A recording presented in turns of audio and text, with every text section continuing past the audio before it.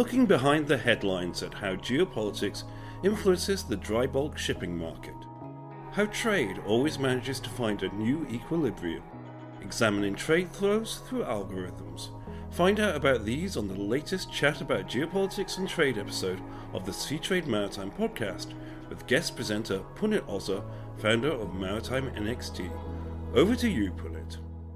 Thank you very much, Marcus. Welcome to another episode of Chat About Geopolitics and Trade, as I call my Chat GPT, the podcast which I'm thoroughly enjoying. Today, I am absolutely delighted to have two of my former colleagues and people who I really feel have an amazing grip on this particular subject.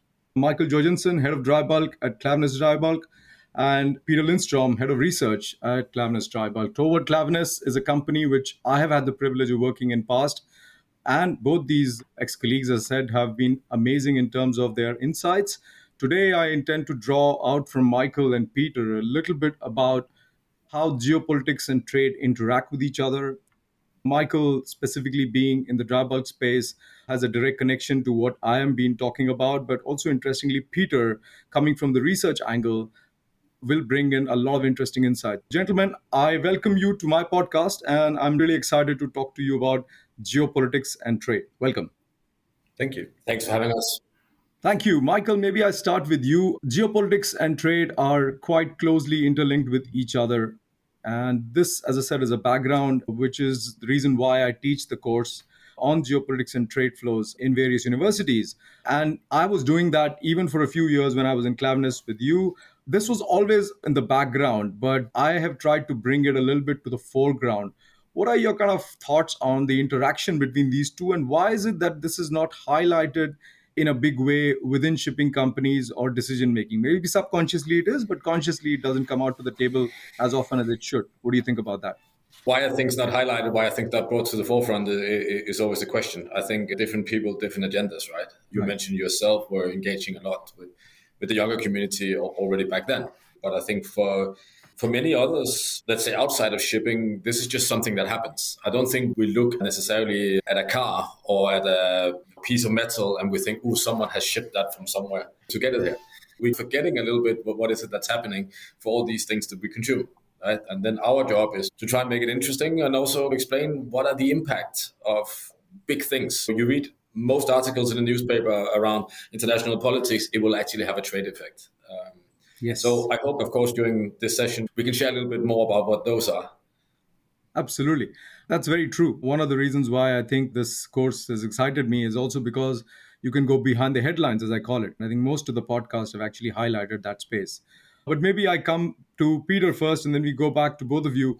Peter, when it comes to research, I think one of the things that I always noticed, even when I was working in Klaveness with you guys, I think since then I've seen more of this happening, is you've actually tried to analyze the commercial impacts of the geopolitical events. When things are happening, it's great to talk about information that what trade has gone, what trends have actually happened. But when you try and look at headlines and try and build the kind of implications of that and how you can profit probably from it on commercial side, that is a very exciting space to be in. So how do you see research taking that proactive role rather than a reactive role, as I call it, in the business and contributing positively, especially on the geopolitics side? First of all, we trade mostly in the spot market and maybe 1 year out. So as a research function, we don't spend too much time worrying about geopolitical events that might occur sometime in the future. Let's say the China-Taiwan conflict. If that happens at some time, it will have a big impact, but it's not something we can build into our forecasts. What we do is that we have built up a huge database, a lot of applications, which enables us, on top of our domain knowledge, we can very quickly analyze the impact of an event. So if it's an event, there's increased tension, something is definitely up on the agenda, there's something might occur in a short period of time, then we sit down and analyze, if this happens, what would be the potential impact? Who will stop buying from whom? Which transit channels will be closed? What will be the impact of that? There's a lot of parameters and you have to put them up against each other and land on a conclusion and act on it. And then also you have cases where something just happens suddenly from one day to the other. And then it's all about speed. Then you just have to be very quick based on your database, based on how you see the trade flows, based on your domain expertise, say that based on this incomplete information and this incomplete analysis, the net effect is likely to be this, and we should position ourselves accordingly. Down the road, that might turn out to be false, but you need to act as soon as possible when you have positions in the freight market. And as long as that's a data-driven position taking, I think you are, over time at least, you should be able to beat your competition. Absolutely. And I think that step-by-step approach is pretty amazing. What I am actually, the few years of experience of teaching this course, I just find that the syllabus keeps changing very often. And the number of points that you need to take into account are far too many. How do you, as a head of research, look at this specifically in terms of choosing the battles, let's say, that you need to really fight? It's a very interesting space, but you still have to be aware of what priorities that you have, really. And how do you evaluate those priorities? That'll be fascinating to see. Yes. So whenever these geopolitical events happen, you have to assess which commodities are affected, which countries are affected.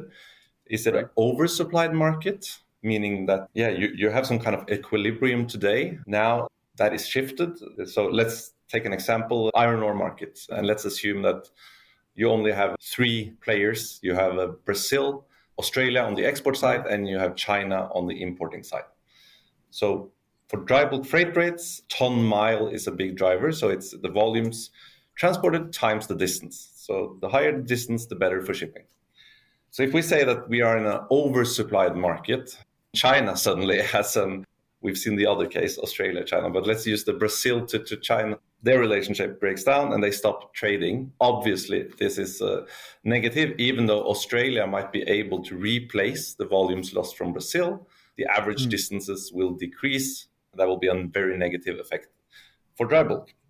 There's this timeline effects. So sometimes there's a trade war, but it's communicated in advance that 2 months forward, it will no longer be allowed to discharge Russian coal in the EU, for instance.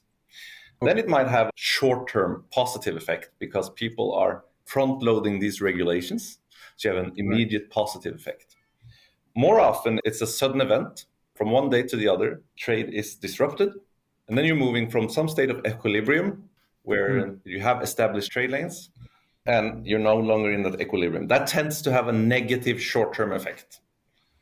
Because if Brazil was a big supplier of iron ore to China and they can no longer be that, well, it takes time to reroute those volumes, etc.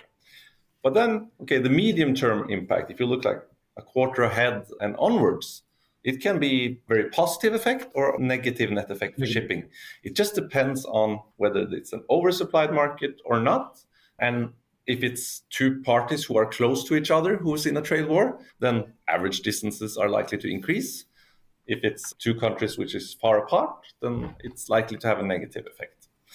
Of course, one thing is just having the domain expertise and over time building up your knowledge base and knowing that, for instance, right now, I know that iron ore and coal, there's a buyer of every ton available. Just having that as a backdrop is very useful. Over the years, you start to understand what's important, what is not important. Iron ore, for instance, is, of course, a by far more important commodity for dry bulk as a whole than manganese ore or some other dry bulk commodity, which has much lower volume. These things over time, at least it makes it easier to make a sound assessment whenever these things happen. Very true. I think that's a very important point to note in terms of what your priorities can be customized. Specifically, I just wanted to ask you, Michael, carrying on from this discussion, how do you see putting this into practice? Because obviously, I talk to the students from my days in Klaveness that one of the geopolitical, now I look back, it's a geopolitical development of Qataris exporting urea, something that they never used to do because the Yara joint venture with them did not allow them to export to US at the time. But when they dissolved the joint venture, Qatar to US Gulf became a route that we then fixed with Muntajat. And that's the kind of implication that I see that there is happening in practice. So Peter, talking about this in terms of what could happen or what potentially might happen, how do you see this translate into actions? Can you give us some examples, even they may be dated, they can be useful examples for us to ponder over and learn some lessons from, yeah? I think if you come back to what Peter is saying, that every ton is getting sold, that also means that the world tends to find an equilibrium fairly quickly. So if you look at numbers for Russia exports, and Peter, correct me if I'm wrong, I believe that Russia's exports are more or less the same as they were before the war or before the conflict between the Ukraine and Russia. Of course, yeah, it's gone up a bit, but of course they're selling to different countries. So if you go in and you analyze actually the export of Russia, you can see that things are still moving. There will be 2 or 3 countries where you've seen a big push, and there'll be other countries that obviously have disappeared. Those countries are then buying from somewhere else. And this is again interesting because the world just keeps finding the equilibrium. We keep on making sure that the cargo moves and the ships are moving. This, of course, in terms of ton miles, what Peter mentioned have been fairly positive because it hasn't been necessarily the closest origin trade. It has more been whoever wants to buy my coal, and those who don't want to buy it anymore, they buy from somewhere further away. So I think that's a very concrete example and something that's easy to relate to. So that's probably the one I would point out at the moment. Absolutely. No, that's a very valid example. And I think it's about really targeting and keeping a track of that as well. And obviously, one of the good things is that you can get a lot of this, let's say, leads from Peter, but you have to then see this happening in the market. You need to see those cargoes actually being out there with your network, and then you need to cross-verify those things. And that's the interesting part as well, which is the fascinating part of how technology marries physical relationships, and basically the basic bonding blocks of shipping still remain valid in spite of technology being there. So it's really an interesting topic, a separate one though. But let me get to something that both of you have actually done, and I am very thankful that you have given me and my students access to it as well, and that's the market manager. You guys have now got the market manager out there, and it's a tool that I am really thankful that I get the chance to access myself, but also allow students to access in order to understand just the trade flows. For those who are listening in, it's a fantastic interactive tool which allows people to basically look at trade flows over the past many years between countries, between commodities, trends, changes. Talk a little bit about it to both of you, one after the other, because it's a really interesting product. And I would love to get the listeners to know more about it. Please. For many years, we've had trade flows, and we built our own dashboards on top of it, which are from third providers, which have good accuracy, but often comes with a delay. Being traders in the spot market, we need to have very fresh information and try to stay ahead of the others. So recently we have built or concluded something we call Bulk Pulse, which will also be available on Market Manager. I think you have seen the old tool actually, Punit, but I think it's more interesting to talk about our new tool. So, I look forward to using that as well. Absolutely. Yeah. So what we do here is that we have built our own trade flow algorithm, which we call Bulk Pulse, where we are buyers and have for many years been buyers of raw AIS data, position data of vessels. These vessels send out every 5th second or so, they send out their position. Then we have mapped out all the dry bulk berths in the world and drawn geofenced each individual berth in the world. And we've annotated it with the commodities moving out. So we have the smallest building blocks, and we can create a lot of insights on top of that. For instance, as you mentioned, trade flows. We can have a live GOG at any point of time and see how much iron ore is on the water, how much has been loaded. So I like to say the most uneducated people in our business, they take their position just based on their gut feel. And hopefully it's at least a gut feel that's based on many years in the industries, which is worth something. Then you have the somewhat more educated people who they look at customs data and look at the flow of commodities. But that often comes like with 2 months delay. So you will be acting in retrospect. Then you have other providers or others who use more updated information, which is also possible to break down into specific segments, sub-segments, like Cape size, Panamax, Supramax, Handysize, etc., which you normally can't do with customs data. And then you have our new tool, which basically is live. So rather saying, in October, we had very high loadings of this and that. It's likely to have a negative effect this month because all of those vessels will discharge. We can say, right now, these vessels are discharging, and we see that the supply base is increasing. Having this liveliness and freshness, it's worth a lot in our market where we are traders of spot freight. Yeah, so this again helps our commercial people to really be on top of things, right? And what Peter and the team have built over the years, because this is not just a job done in a week or two. It's taken a long time to get to where we are. that really enable us to focus on, let's say, every trade, understanding that very well, but also understanding the bigger picture of, okay, what are the overall movements? It can really be leveraged if you want to look into it, if you really want to understand something, it gives you such an advantage, right? And that's, of course, I wouldn't say we understand it before everyone else, but that is a part of it, right? It is a part of being able to be just, you don't need to be a lot ahead, but if you're a couple of days or even a week ahead in understanding the data and the knowledge that's out there, it's a big advantage. And to add, Punit, just so one thing you can get from this is the trade flows and the commodities moving. But as we are controlling the smallest building blocks, the position data of the vessels, and the geofencing of berths, etc., you can produce a lot of other type of insights, like port turnaround times. You can have a live GOG on the turnaround time in ports. What's the waiting time? What's the congestion, etc., etc. It's really exciting these days to work with this data. Absolutely. And I love this quotation that I read many years ago saying that you're never scared of darkness once you know where the light switch is. Basically, once you are able to click that button, you know the light will come on. And that's really about the comfort that you have this information, that you have the ability to use that information. How you use it is, of course, completely different for each individual company and person, but it's still there. And that's great. So that's really interesting. Let me come back to you, Michael. Klaveness has had a history of joint ventures in past. I think that was also one of the subconscious way of managing geopolitical risks or managing these potential opportunities in some ways or the other. Today, obviously, Klaveness has got multiple offices in other parts of the world. And your joint venture with Marubeni and Maruklav is, of course, another JV, which is amazingly doing very well. Do you see that as a way of kind of managing risks on a macro level? Do you see the ability to collaborate, forming JVs, setting up offices as a way of taking the pulse of the market and corroborating what Peter would get in terms of information? I know you've got research people sitting in Dubai as well now. How do you see that strategy being connected to the geopolitical and managing of the risks as such? That'll be fascinating, yeah. I would almost turn it upside down, right? By being aware of what's going on and being able to understand what's moving out there, we're also able to see trends. We're able to see movements. We're able to understand what is coming from where to where and which trades do we want to be a part of. Certain grain trades, or most grain trades from Australia to China, was stopped for quite a few years because of the issues there. That's now back. But the minute we saw that movement, in the data that Pete and the team is building, we knew that we had to be close and we had to be present to the people who are actually doing the freight there. So it's again, I have the offices there predominantly for relationships, but because we have the knowledge, we know which of the relationships we need to leverage the most. When it comes to partnerships and all of that, I don't think we're ever really done in Klaveness, right? Because we always believe in this 2 + 2 is 5, and most of the time it is like that. To add on that, so Market Manager as a tool, we will sell software as a service to third parties, including these bulk pulse algorithms and the insights on there.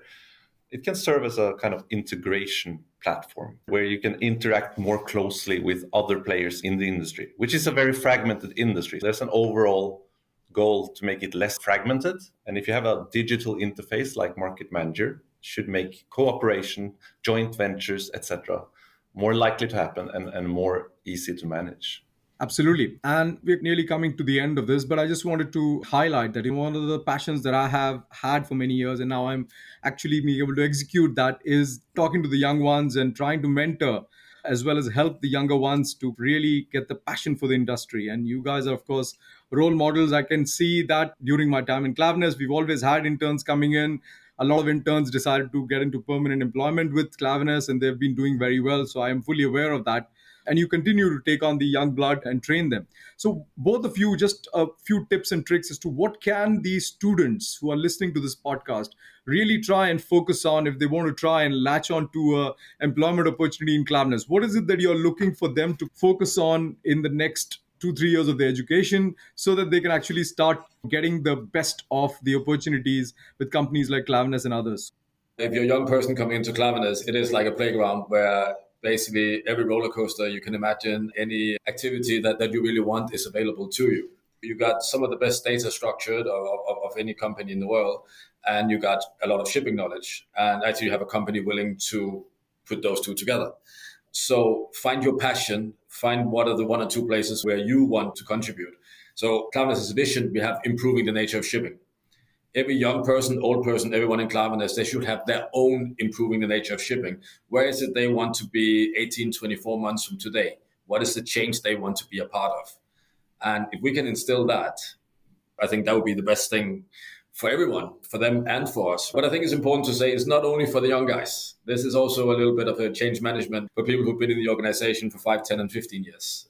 It's a constant journey. I can vouch for that, Michael, 100%. Peter, what about you? You've had some younger people, of course, different people in the research side as well. How do you see them getting this mindset about plotting some ideas or tracking some news and looking behind the headlines? How do you instill that curiosity is one of the values that you have in Klaveness, right? Yeah. So whenever we recruit someone for the research team, we, at least for a more market analyst type of role, I basically look at the two things. One is that they have a specific interest in shipping. That's very important, that they can demonstrate that interest through what they've done so far. Secondly, we are becoming a very quantitative team. So we actually put very high up on the agenda that you have some kind of programming competence as well. So keen shipping interest for trade in general, financial subjects combined with programming skills. And if the person also is not extremely introvert, that would be a plus. You need to interact with other people. Alcohol plays a big part in that, I can tell you that, but that's another story. But seriously, I think it's been a pleasure. I always enjoy interacting with you. I've had the pleasure of seeing the company from the inside. I now see it from the outside, and I'm super proud the way you guys are improving the nature of shipping. So thank you very much for your time. And I'm sure that the new market manager is something that I look forward to testing and using, and so do my students, as long as they are students. Thank you very much. That is all we have time for this week. Thank you for listening to the Seatrade Maritime podcast, and make sure you subscribe on the app of your choice to never miss an episode.